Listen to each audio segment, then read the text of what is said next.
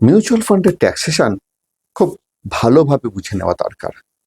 মনে রাখতে হবে মিউচুয়াল ফান্ড কেনাবেচা করে যে গেইনটা হচ্ছে সেটা ইনকাম ট্যাক্সের ক্যাপিটাল গেইন সেগমেন্টে আসে। এই ক্যাপিটাল গেইনের আবার দুটো ভাগ আছে, শর্ট টার্ম এবং long term. On the other and mutual ফান্ডের ট্যাক্সেশন ব্যাপারটা বোঝার জন্য মিউচুয়াল ফান্ডকেও আবার মেনলি দুটো ভার্টিকালে ভাগ করা হয়েছে, একটা ইকুইটি একটা ডেট। তাহলে কি দাঁড়ালো, ইকুইটির শর্ট টার্ম লং টার্ম হতে পারে, আবার ডেটের শর্ট টার্ম লং টার্ম হতে পারে, রাইট? তো এই চারটের জন্য চার রকমের রুল আছে। সেই জিনিসটা জানলে তবে কিন্তু আপনি ইকুইটি ট্যাক্সেশনটা ডিপলি বুঝতে পারবেন।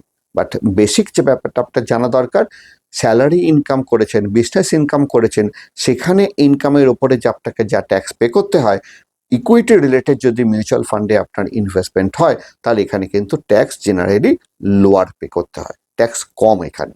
আপনি হয়তো স্যালারি ইনকামে 30% ট্যাক্স ব্র্যাকেটে রয়েছেন, বাট মিউচুয়াল ফান্ডে একটাই ট্যাক্স স্ল্যাব। ইকুইটি ক্ষেত্রে ইকুইটি শর্ট টার্ম যদি হয় তাহলে 20% ফ্ল্যাট ট্যাক্সেশন, ইকুইটি যদি লং টার্ম হয় তাহলে এখানে আজকের তারিখে 12.5% ফ্ল্যাট ট্যাক্সেশন। বাট মনে রাখতে হবে এই টোটাল গেইনের ওপরে প্রথম 1,25,000 উপরে আজকের তারিখে কোনো ট্যাক্স দিতে হয় না।